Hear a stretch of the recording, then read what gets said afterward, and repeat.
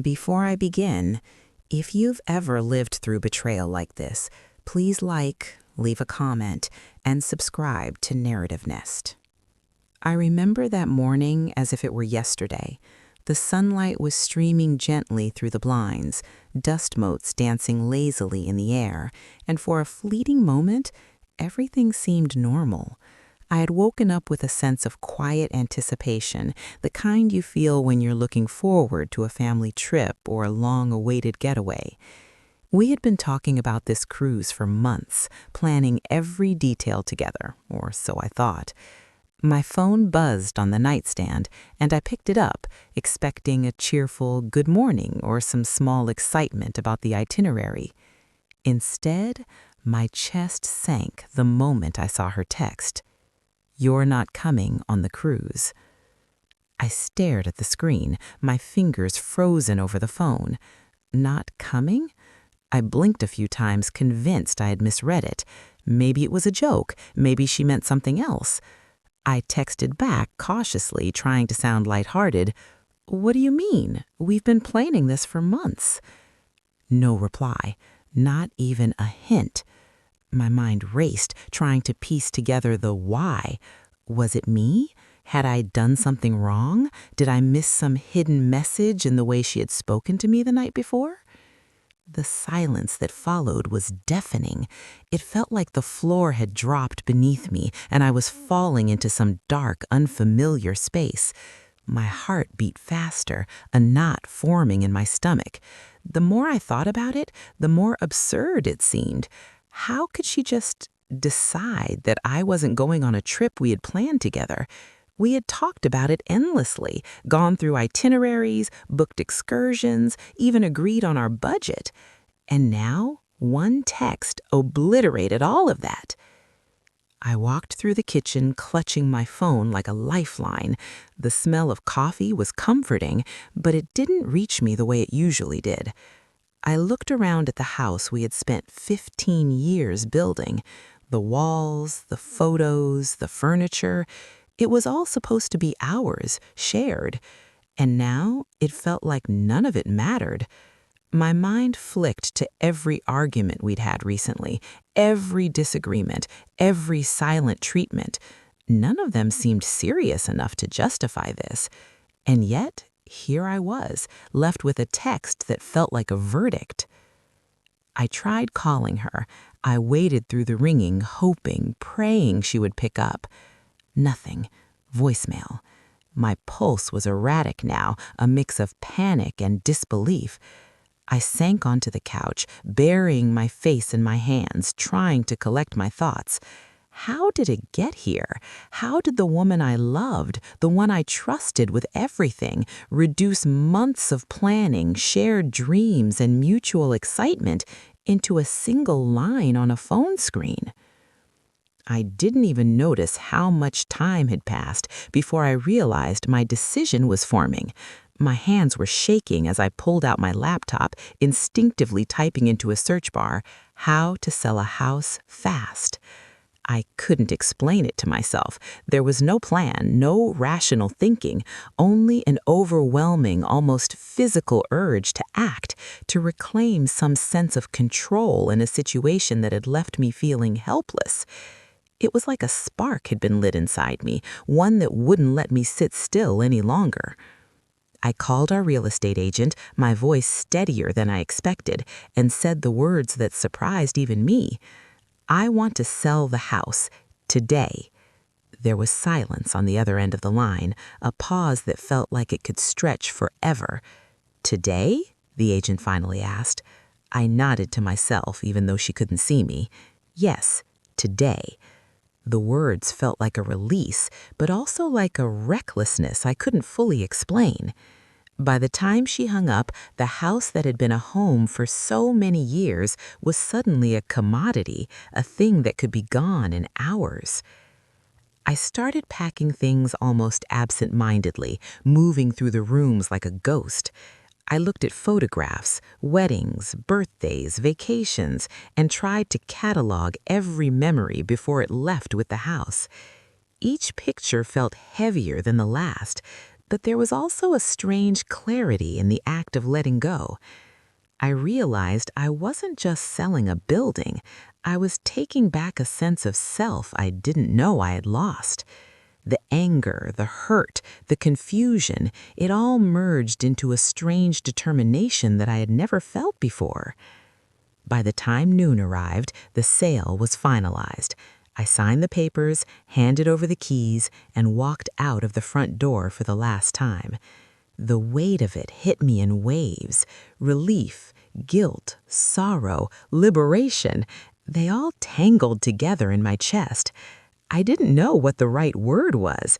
All I knew was that I had acted decisively in a moment when I felt powerless. And though I tried to feel triumphant, a part of me ached for what we had lost, for the life we had built together. Sitting in my car afterwards, I stared at the street we had driven down 1,000 times. I thought about her, about us, about how a single message had unraveled everything. The world felt smaller somehow, as if all the familiar corners of my life had shifted overnight. And yet, amid the chaos of my emotions, a strange clarity emerged. Maybe this was the beginning of something different, or maybe it was simply the result of a day when I decided I would no longer be dictated by someone else's unilateral decisions. I remember driving aimlessly for a while, letting the wind clear my thoughts. Every turn I took felt like a small reclamation of control, every mile a silent protest against a life that it suddenly seemed too confining. And as I thought about her text, the house, and the future, I realized something profound. Sometimes the shock that seems unbearable is the catalyst we need to face truths we've been avoiding for years. I didn't know what the future held, but I knew that I had acted on my own terms, and that somehow felt like both a victory and a loss all at once. After leaving the house, I drove without direction, just letting the city unfold around me. The streets were busy, people rushing past with their lives intact, oblivious to the whirlwind that had just engulfed mine. Every red light felt like a pause in time, giving me a chance to reflect, to feel the enormity of what I'd done. I had sold the house, yes, but what did that mean for my marriage, for my family, for the future I had thought I was building with her? I tried calling her again, hoping for some explanation, some spark of understanding, but her phone went straight to voicemail. I left a message, carefully measured, almost formal. "We need to talk when you're ready." I didn't know if she would ever be ready, or if she even cared to be. There was a strange silence in the absence of her voice, and I realized just how much her words, those 6 little words, had controlled the course of my entire morning, my entire life. Hours passed. I didn't want to go home, didn't want to face the familiar rooms that no longer belonged to me. Instead, I drove to a small park I used to visit on weekends with my wife, the one with the willow trees that swayed gently over the pond. I sat on the bench we had once shared, thinking about everything we had fought for, everything we had dreamed about, and everything that had fallen apart in a single moment. I imagined her reading that text, imagining the cruise without me, and I felt an unexpected pang of regret. And yet, even in that pang, there was a strange sense of freedom. For the first time in years, I felt untethered. I realized that the house, the life we had built, the patterns and routines I had grown accustomed to, they weren't inherently bad, but they weren't mine. They were shared, yes, but perhaps I had lost a piece of myself along the way. And maybe, just maybe, her refusal to let me join her on this trip had been the universe's way of forcing me to see that. I spent the afternoon making calls, arranging storage for the things I couldn't immediately part with, and slowly the reality began to sink in. I was no longer living in the house that had once felt like the center of my world. Every decision I made from that point forward would carry the weight of this act. It was liberating and terrifying all at once. Friends began to reach out, some concerned, some incredulous. "You sold the house just like that?" Their voices echoed in my memory. I wanted to explain, to make them understand that it wasn't about anger, not exactly. It was about reclaiming agency, about taking a stand in a life that had suddenly felt dictated by someone else. That evening, I found myself in a small cafe, a place I hadn't visited in years, watching people pass by with lives that seemed orderly and intact. I thought about my wife again, about the countless mornings we had shared, the arguments that seemed small at the time but had accumulated like sediment at the bottom of a river. And I realized that perhaps our relationship had been like that river, calm on the surface, but underneath, pressures and resentments building silently until one day the dam bursts. Her text had been that dam breaking. By nightfall, I was exhausted but awake with thoughts that wouldn't let me rest. I called my mother, someone who always seemed to understand me without judgment. I told her everything, every detail, every pang of regret and liberation, every fear and hope tangled together. She listened quietly, offering only small comments here and there. You did what you felt you needed, but remember, actions have consequences. Her voice, calm and steady, grounded me in a way that nothing else could. I realized she was right. I had acted decisively, and the consequences were already unfolding. I just didn't know what they looked like yet. The next morning, the reality hit harder than I anticipated. The buyers of the house were already moving in, and I had to walk through one last time to ensure nothing had been left behind. Each room was a memory, each corner a fragment of a life I had lived fully, and yet, apparently, without full ownership of my own agency. I paused in the living room, the sun spilling across the floorboards where we had danced on lazy Sunday mornings, where we had argued about finances and chores, and where we had whispered secrets only the two of us knew. I ran my hand across the counter, feeling the smooth wood, and a sudden wave of grief hit me. I realized how much this house had been more than bricks and mortar. It had been a container for our life, our love, our arguments, our laughter, and our quiet moments. And now it was gone. The day passed in a blur of movement and phone calls, and I found myself exhausted, physically and emotionally. The finality of the sale left me with a strange emptiness, like standing at the edge of a cliff after having jumped off. The sky seemed wider somehow, the air sharper, as if the world itself had shifted. And I began to ask questions I had been avoiding for years. Had I truly known her? Had she truly known me? Was the life we had built together built on love, or on habit, or on mutual convenience? That evening, I returned to a small motel I had booked for the night. Alone, I sat on the bed, the television casting muted light across the room, and I let myself cry. Not for the house, not entirely, but for the life I thought I had, for the trust I thought we shared, and for the part of me that had been buried under years of compromise and silence. And yet, even as tears streamed down my face, there was a subtle undercurrent of relief. I had acted decisively on something I could no longer ignore, and that action, however impulsive, had awakened something dormant inside me. By the time I fell asleep, I had a strange clarity. The house, the cruise, the argument, it was all part of a larger picture I was only beginning to see. Perhaps the act of losing everything familiar was not punishment, but a necessary step towards understanding myself, towards reclaiming my own sense of identity and worth.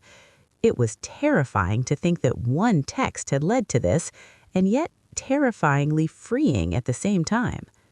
The morning after leaving the house, I woke up feeling both lighter and more hollow than I had ever felt. It was as if the act of selling had peeled away a layer of my life, exposing raw nerves I hadn't known were there. I didn't want to call her, didn't want to hear the familiar voice that had once been my anchor and now felt like a storm I could no longer weather. Instead, I walked to the small diner down the street, the kind with red vinyl booths and the smell of fried eggs and coffee that hits you the moment you open the door. I needed normalcy, or maybe just a reminder that the world kept moving even when mine had stopped. I sat in the corner booth, tracing the rim of my coffee cup absent-mindedly, and watched people move through their routines. Couples laughed across tables, a mother tried to calm a fussy toddler, and the cashier smiled at someone who had just come in. It all seemed so ordinary, so undisturbed, and I envied them in a way I hadn't expected. My life had always been predictable, but predictable had come at the cost of autonomy, and now that autonomy had been wrested back from me, the price felt steep. My phone buzzed, another message from her. My heart sank, but I couldn't bring myself to open it immediately. When I finally did, the words were brief, almost cold. "We need to talk."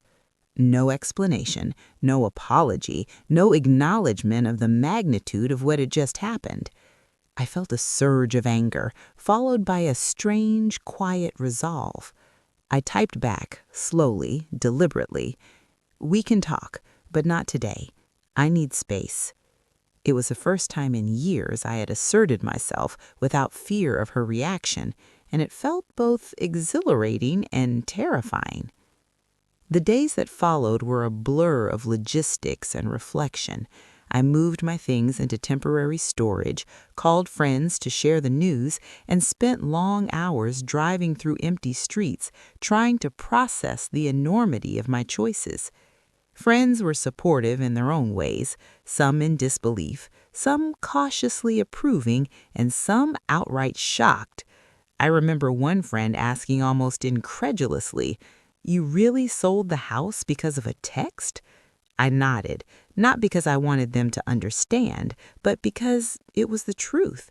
The text hadn't been the only reason. She had never been cruel, never intentionally malicious, but it had been the spark that ignited a deeper realization. I was tired of living someone else's version of my life. One evening, as I sat on a park bench near the river, I found myself thinking about our wedding day 15 years ago. I remembered the way her hair caught the sunlight, the way she smiled at me with complete trust, the way we had vowed to share everything. At the time, it felt like an unbreakable promise, but now I realize that promises can be fragile, easily bent under the weight of routine, resentment, and unspoken grievances. The house, the cruise, the arguments, they weren't just events, they were symbols of a life that had quietly slipped out of my control, and now I was trying to reclaim it in a way I hadn't thought possible. I spent that night reflecting on the marriage itself. I thought about the small betrayals that accumulate over years, the dismissive comments, the unspoken resentments, the compromises that feel like surrender. None of them were catastrophic, but together they had built a silent wall between us. And when she sent that text, it was as if someone had finally pointed to the wall and said, "This is real, and it's your choice now. Accept it or break through it." I had chosen to break through, but not in the way anyone expected. Selling the house wasn't just an act of rebellion, it was an act of self-preservation, a declaration that my voice mattered, that my presence mattered, and that I would not be invisible in my own life. In the following days, communication with her became sporadic and tense. She called, left messages, showed up at my temporary apartment, and each time I felt a mixture of guilt and relief. It was a strange dichotomy, the feeling of wanting to explain everything while simultaneously knowing that no explanation could fully capture the turmoil, the fear, the liberation that had led me to this point. I began keeping a journal, writing long, reflective entries about my emotions, my fears, my hopes, and my doubts. It helped me untangle the mess inside, giving structure to feelings that otherwise threatened to consume me entirely. One evening, as I sat by the window watching the sun dip below the horizon, I realized something profound. I had been living in a house filled with memories, yes, but also filled with inertia. Every wall, every floorboard, every familiar corner had become a reminder of a life I hadn't fully chosen. And now, with the household and the cruise text still echoing in my mind, I understood that freedom isn't always about happiness. Sometimes it's about clarity, about facing uncomfortable truths and making decisions that reflect who you really are, rather than who someone else wants you to be. I began to imagine what my life could look like now. Smaller, simpler spaces, yes, but ones that belonged entirely to me. A life where I made the rules, where decisions weren't dictated by fear or habit, where my actions were a reflection of my values rather than my compromises. It was frightening, of course. The unknown is always. But it was also invigorating. The realization that I could rebuild, starting from scratch if necessary, filled me with a tentative hope I hadn't felt in years. By the end of that week, I made a conscious effort to focus on what was next rather than what I had lost. I spent time with friends, reconnected with hobbies I had neglected, and even allowed myself small moments of joy without guilt. It wasn't perfect, far from it, but it was authentic, and authenticity, I realized, was what I had been missing all along. As I lay in bed one night, reflecting on the tumultuous week, I knew the next step was inevitable. The conversation with my wife, the one we had both been avoiding, the one that could either mend the rift or finalize the separation. I didn't know what would happen, didn't know if we would find common ground, or if this act, the selling of the house, had created a chasm too wide to bridge. But I did know one thing. I was no longer afraid of the consequences. I was ready to face them head on, and that in itself was a kind of victory. The next morning, I woke up with a sense of inevitability. Today was the day I had to speak to her, to confront what had happened and decide what it meant for us. I dressed slowly, each movement deliberate, my hands trembling slightly as I picked up my phone. I stared at her contact name for what felt like an eternity, thinking of all the words I wanted to say and all the words I didn't want to say. Finally, I dialed her number. The ringing seemed louder than usual, each ring stretching the silence like a tightrope between us. When she answered, her voice was quiet, cautious, almost brittle. "Hello?" she said. I swallowed hard. "We need to talk," I replied, my own voice steadier than I expected. There was a pause, a moment where I imagined her planning an argument or a defensive response, but instead she simply said, "Come over." No anger, no explanation, just the invitation to face the storm. Driving to the house she was still occupying, or perhaps still calling home, I felt a mixture of dread and anticipation. I knew that once I walked through that door, the dynamic between us would shift irreversibly. Memories of our life together flooded me. Quiet mornings with coffee, laughter spilling into the living room, the way she used to hum while cooking. And yet, underlying all of it, there was the tension, the silent resentments, the tiny fractures that had grown into cracks no one wanted to acknowledge. When I arrived, she opened the door, and for a brief moment I saw the woman I had fallen in love with. Her eyes were red-rimmed, but not from anger, perhaps from worry or exhaustion. Neither of us spoke for a moment, the silence heavy and full of unspoken words. Finally, she stepped aside and let me in. We sat at the kitchen table, the same one where we had shared countless meals and arguments, and the weight of everything hung between us like a thick fog. "I didn't expect you to sell it," she said finally, her voice tentative. There was no accusation in it, only astonishment. I nodded slowly. "I didn't expect to either," I admitted, but I needed to act. I needed to feel like I could choose for myself, even just once. Her eyes softened, but a shadow of hurt lingered. "You could have talked to me first," she whispered. I took a deep breath, struggling to articulate the storm of emotions inside me. I know, I wanted to. I wanted to discuss it, to explain, but I couldn't. Something in me snapped. I realized I had been living a life half-owned, and I had to reclaim it. It wasn't about you not letting me go on a trip. It was about me realizing how little control I had over my own choices. She looked down at her hands, twisting them nervously. I saw the pain, the confusion, the love still hiding beneath layers of frustration. I didn't know, I didn't realize you felt that way, she murmured. The words hit me with a strange mix of relief and sorrow. Relief because finally a crack of understanding had appeared. Sorrow because it had taken such an extreme act to bring it to light. We spent hours talking, really talking, for the first time in years. There were tears, apologies, confessions about things neither of us had voiced before. I told her about the years of feeling stifled, of the quiet compromises that had accumulated until I no longer recognized myself. She told me about her fears, her frustrations, the way she had felt unheard, unseen, and alone, even when I thought I was supporting her. Each revelation was painful, yes, but it also peeled back the layers of resentment and misunderstanding that had grown between us. By late afternoon, we were exhausted, emotionally raw, but somehow lighter. We didn't resolve everything. No relationship heals in a single day, but there was a sense of clarity. Acknowledging the truth, even when it hurts, is the first step toward healing. I realized that selling the house had been my desperate attempt to force clarity, to shake us awake from the complacency that had slowly suffocated our connection. It was reckless, yes, but it had forced both of us to confront realities we had long ignored. That night, I didn't go home. I had no home to go to, but I didn't feel entirely lost either. For the first time in years, I felt seen, understood, and human in the truest sense.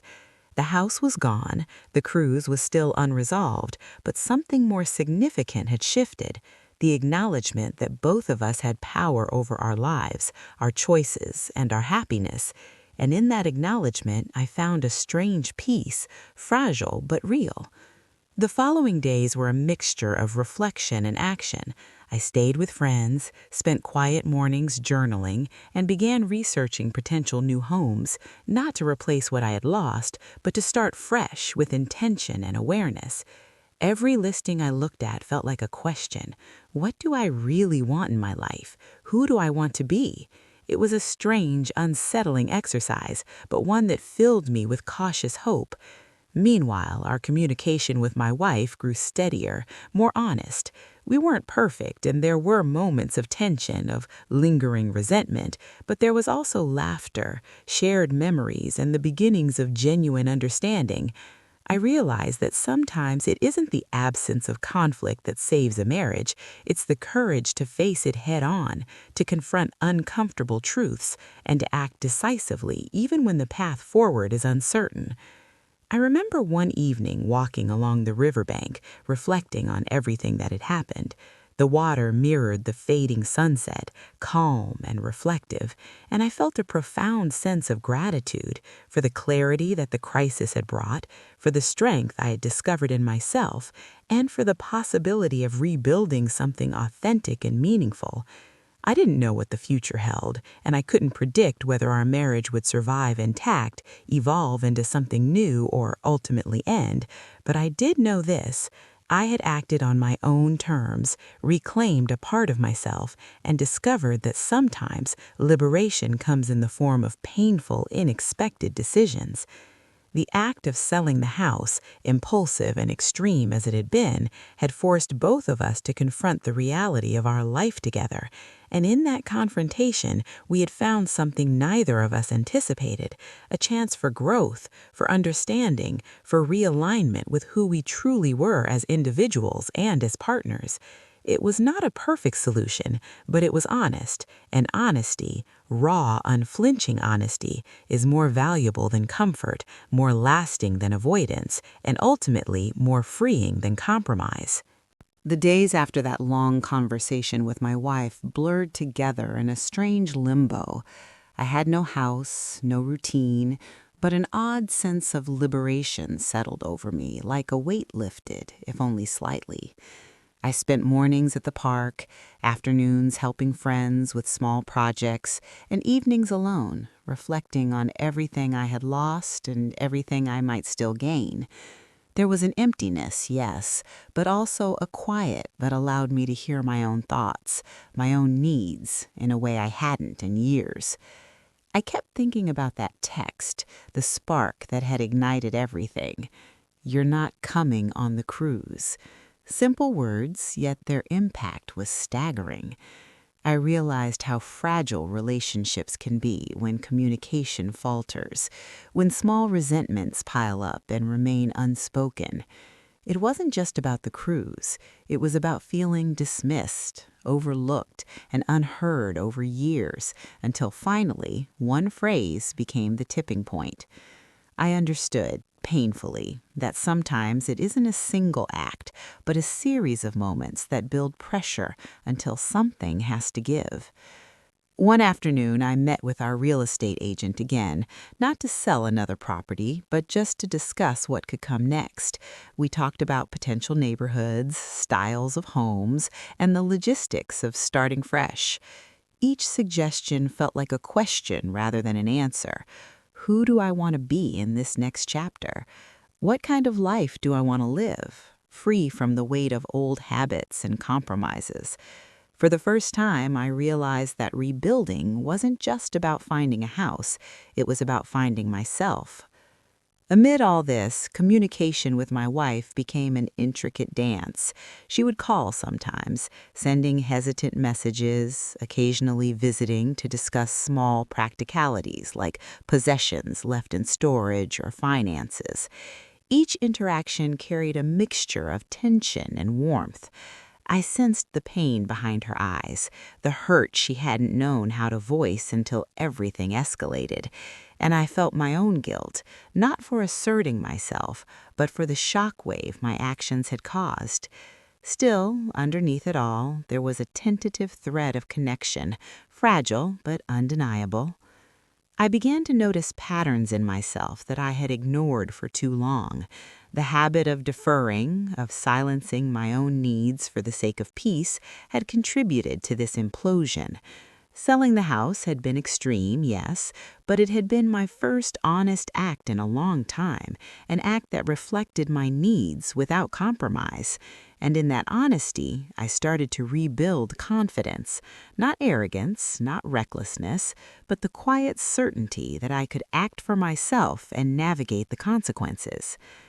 One evening, I returned to the park where I had spent so many reflective mornings. The air was crisp and the sky was streaked with pink and gold as the sun sank behind the horizon. I walked along the path slowly, thinking about the house, the cruise, the arguments, and the truths we had uncovered in the aftermath. I thought about my wife, about the love that had once seemed unshakable, and about the possibility that it could still exist in a form that was different but honest. I realized that love, like life, requires confrontation and courage. It isn't passive or guaranteed, but earned and maintained through honesty and vulnerability. Then came the difficult, unavoidable truth. The house had been more than a structure. It had been a vessel for shared history, memories, and comfort. By selling it, I had severed a physical connection to our past. Some days the grief hit me in waves, and I would find myself lost in thought, recalling birthdays, holidays, and quiet Sunday mornings where the world felt safe because we shared it. And yet, in the same reflection, I felt a spark of empowerment. I had acted decisively, and no matter the emotional cost, I had taken responsibility for my life in a way I hadn't before. It wasn't just about the house, I realized. It was about freedom. Freedom to feel, to think, to act, to reclaim a sense of agency I had allowed to slip away in the comfort of routine and habit. And freedom, I understood, comes with responsibility, the responsibility to face the consequences, to navigate relationships with honesty, and to live with the knowledge that some actions, however necessary, will leave scars. In the days that followed, I focused on practical matters while continuing to reflect on my choices. I sorted through my possessions, deciding what to keep, what to donate, and what to leave behind. Each object carried a memory, a fragment of the life I had lived and the person I had been. I realized that letting go physically helped me let go emotionally, but some memories would always remain.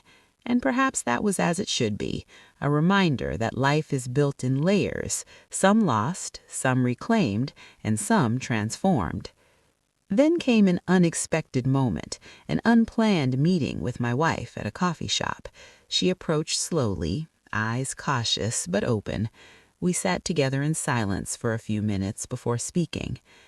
"I've been thinking," she said quietly, "about what you did and why you did it. I don't agree with all of it, but I understand now.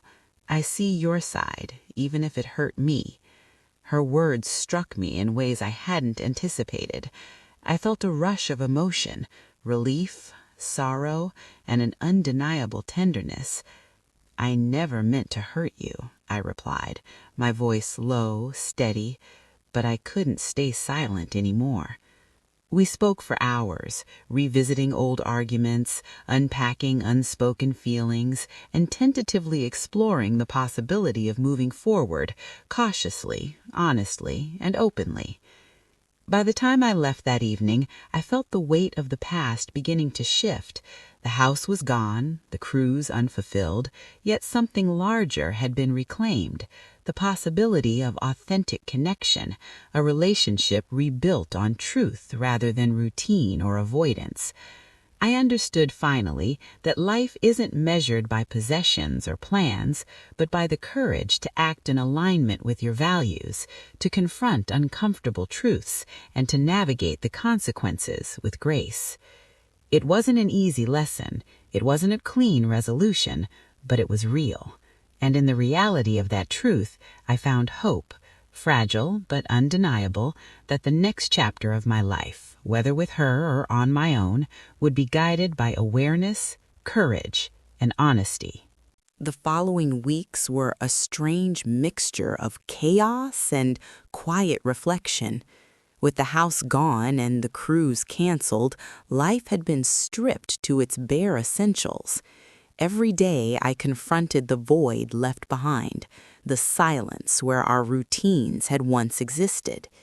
Yet in that emptiness, I began noticing things I hadn't allowed myself to see before. Small joys, subtle freedoms, the possibility of choosing each moment deliberately. For the first time in years, I felt like I was waking up from a life I had been sleepwalking through. I spent mornings walking through neighborhoods I had never visited, exploring parks, small cafes, and streets lined with trees I hadn't noticed before. It was as if the act of selling the house had unlocked not just physical freedom, but a mental and emotional one too. I was noticing details again, the way sunlight filtered through leaves, the smell of fresh bread from a bakery, the laughter of children on their way home from school. Life was moving forward, relentlessly, and I was finally learning to move with it rather than simply reacting to it. My wife and I began speaking more regularly, though cautiously. Each conversation was layered with tension, tenderness, and the unspoken knowledge that the previous chaos had changed everything. Sometimes she expressed anger, sometimes sorrow, sometimes confusion, but more often there was a cautious curiosity. She wanted to understand, and I wanted her to see me clearly. It was exhausting at times, emotionally and mentally, but necessary. For the first time, it felt like we were navigating each other rather than clashing blindly. One afternoon, we met in a small park near the river, a place that had become my refuge over the past weeks. We walked slowly, side by side, not touching, not speaking much at first, letting the tension settle. Then she turned to me and asked, "Do you regret it?" The question caught me off guard. Selling the house? Acting so impulsively? I paused, choosing my words carefully. "I don't know if I regret it," I said finally. "It was extreme, but it forced us to face things we couldn't face otherwise. I think it was necessary." She nodded slowly, her expression unreadable. "Necessary," she repeated, almost like tasting the word, weighing its meaning. The days blurred into routines of new beginnings. I began looking at apartments and smaller homes, not to replace the house I had sold, but to rebuild a life more aligned with the man I had rediscovered. Each place I visited was a reflection of what I wanted, not just in terms of space, but in terms of freedom and possibility. I was learning to listen to myself, to trust my instincts, and to make choices that reflected my needs rather than merely accommodating the expectations of others. One evening, as I sorted through boxes of possessions that had been in storage, I came across a photograph from early in our marriage. We were laughing, caught in a moment of pure joy, unaware of the years of tension that lay ahead.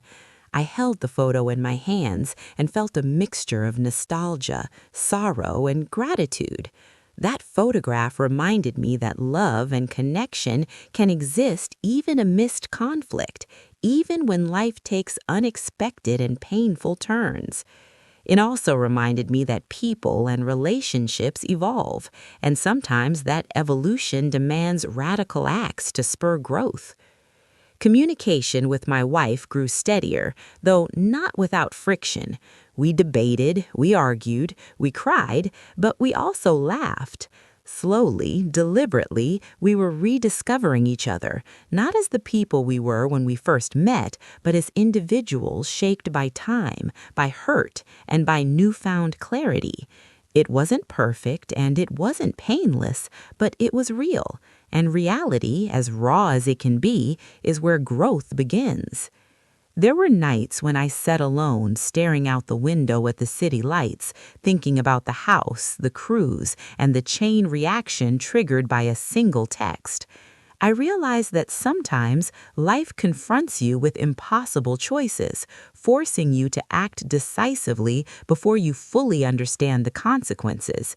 And in that acting, in that leap into the unknown, you either break or you find a deeper part of yourself. I had chosen to leap. I had broken in some ways, yes, but I had also discovered resilience, courage, and an authenticity I hadn't known I possessed. One afternoon, I received a call from an old friend who had always been a sounding board for my chaos. He asked how I was really doing. I paused, searching for an honest answer. I said, "It's hard, but I'm learning. I'm learning that I have to own my life, my decisions, and even my mistakes. I can't live in fear of conflict anymore. I have to act with honesty, even when it hurts." He laughed softly on the other end, and I realized that even amidst the upheaval, there was a sense of liberation I hadn't felt in years. As the weeks turned into months, I began imagining a life that didn't depend on old patterns or past security. I thought about travel, new experiences, new spaces to call my own. I thought about my marriage, not as a static institution, but as a living, breathing thing that could grow or end based on our choices. And for the first time, I felt empowered not by possessions or plans, but by clarity, awareness, and the courage to act in alignment with my truth.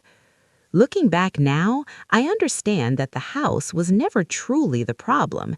It was a symbol, a representation of a life that had slowly become about comfort rather than authenticity. Selling it was dramatic, yes, but necessary. It forced confrontation, it sparked dialogue, and it revealed truths about both of us that we had been avoiding. And in those revelations, difficult as they were, there was a path forward. Painful, uncertain, but real. By now, the reality of living without the house had fully settled in. The empty space it left behind wasn't just physical, it was emotional, a void where routines, memories, and comfort had once existed. Some nights I would lie awake, staring at the ceiling, haunted by questions. Had I gone too far? Was my marriage truly salvageable? Or had I crossed a line from which we could never return? Each thought was a quiet ache, an echo of the choices I had made impulsively, yet with the certainty of someone who had finally realized that inaction would be more destructive than any risk. Communication with my wife had become a careful, fragile dance. Some days the conversations flowed, rich with reflection, confession, and even laughter. Other days, silence dominated, or words came sharp and unfiltered. It was exhausting, but in that exhaustion, I found honesty, something I hadn't experienced in years. We were no longer living in pretense, no longer relying on habitual politeness to mask resentment. Each interaction forced us to confront who we were, both as individuals and as partners. One afternoon, she called me, her voice soft, hesitant. "I've been thinking about everything, the house, the cruise, us. I don't know if I'm ready to forgive, but I want to try to understand." Her words made my chest tighten. The raw vulnerability in her voice mirrored my own internal struggle, the simultaneous fear and hope that maybe, just maybe, we could navigate this chaos together. I told her the truth. "I can't promise everything will be perfect, but I'm willing to try too. We need to rebuild, not just the house, not just the plans we abandoned, but trust, honesty, and connection." There was a pause, a weighty silence that felt like a fragile truth. Then, quietly, she said, "Okay." We decided to meet in a quiet cafe, one neutral ground where we could speak without the ghosts of our past home and old arguments looming over us. Sitting across from each other, I noticed the subtle changes in her, slight lines of worry around her eyes, but also a softness in her expression, as if the shock of the past weeks had humbled us both. We spoke at length, revisiting old grievances and confessing emotions long buried. I admitted my feelings of invisibility, of being unheard, and she shared hers, fears, insecurities, and moments when she felt disconnected even when we were together. Each confession was a painful mirror, reflecting not blame, but human complexity and the necessity of facing it together. By the end of that long conversation, I realized something profound. The act of selling the house had been less about destruction and more about illumination. It had forced the truth into the open, compelled us to confront emotions we had ignored for years. In a strange, paradoxical way, the chaos had created a path for clarity, growth, and understanding. Without that dramatic catalyst, we might have continued on a slow path of silent erosion, unaware of how much we had drifted apart. In the following days, I focused on rebuilding routines, small, intentional acts that reminded me of my own agency. I cooked meals for myself, went on walks without purpose, reconnected with friends, and explored apartments with the thought of a fresh start. Each small action was a reminder that I could make choices for myself, independent of expectation, fear, or habit. And each choice reinforced a lesson I had learned the hard way.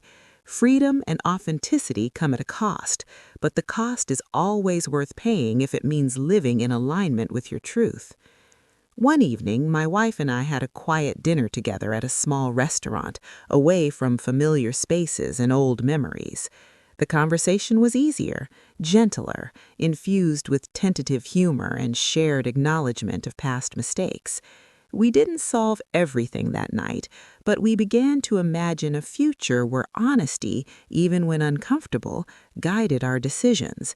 And in that imagining, I felt hope, the fragile, flickering hope that perhaps our relationship, tested and broken, could still be rebuilt stronger, healthier, and more aligned with who we truly were. Still, there were moments of doubt, moments when the magnitude of what I had done crashed down on me like a wave. Selling the house had been impulsive, shocking, and irreversible.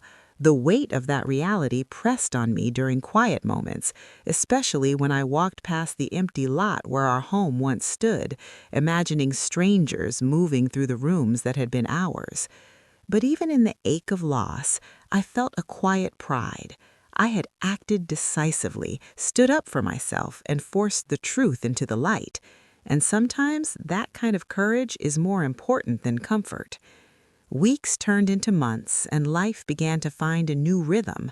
I found a small, cozy apartment, cozy but mine, where I could sleep without the ghosts of old compromises pressing against me. My wife and I continued speaking, negotiating boundaries, and rebuilding trust in measured steps. It wasn't perfect, it never would be, but it was real, and reality, with all its complexity, was exactly what I needed. Reflecting on everything, I realized that the cruise, the house, the text, they were all symbols of deeper truths. The house represented security, routine, and the comfort of habit. The text represented dismissal, tension, and unmet needs. And my impulsive decision to sell it represented the awakening of agency, self-respect, and clarity. It was dramatic, yes, but life-altering decisions often are. And in the aftermath, I discovered a profound moral. We are responsible not only for the lives we build, but for the courage we summon when those lives threaten to suffocate us.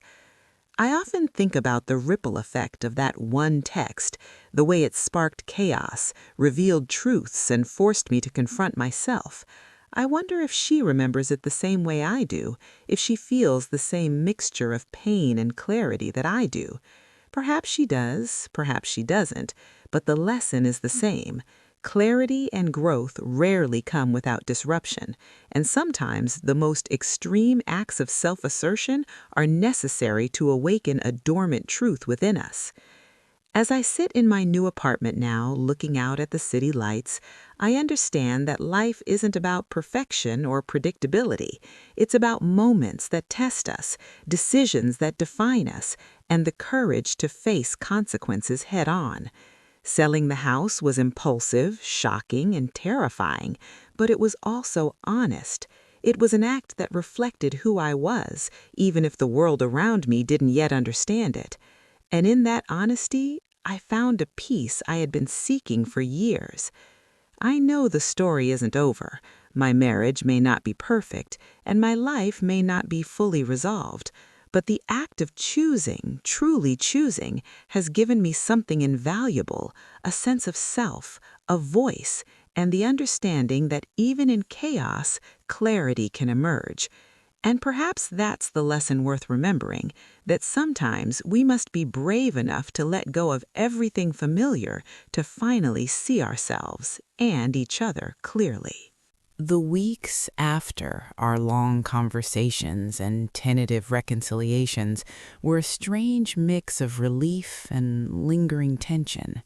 The house was gone, the cruise was canceled, and the life I had thought I knew had been rewritten.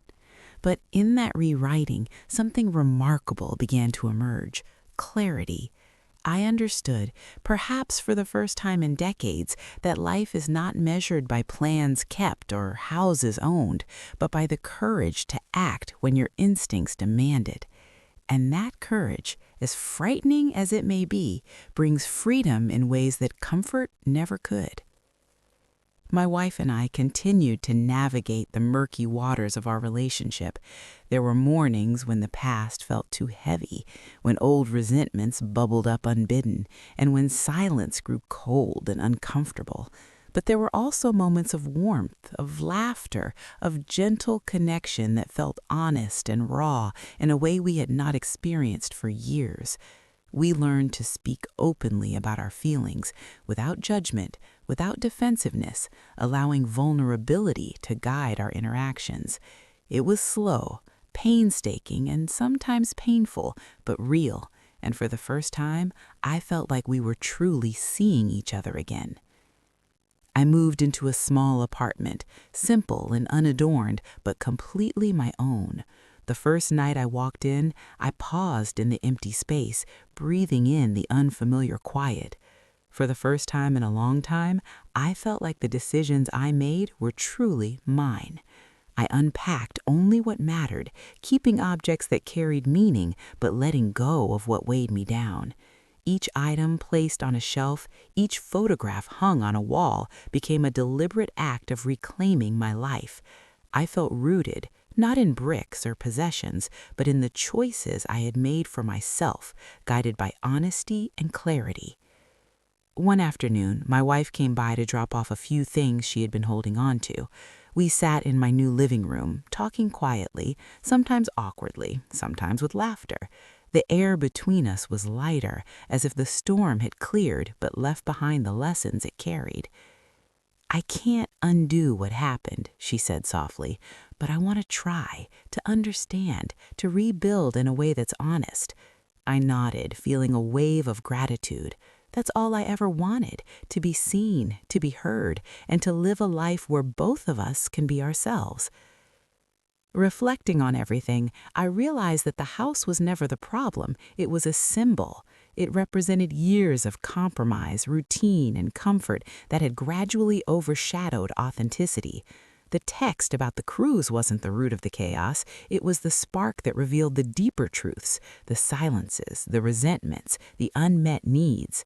Selling the house wasn't impulsive in the sense of recklessness. It was necessary. It forced confrontation. It demanded clarity, and it revealed both the fragility and resilience of love.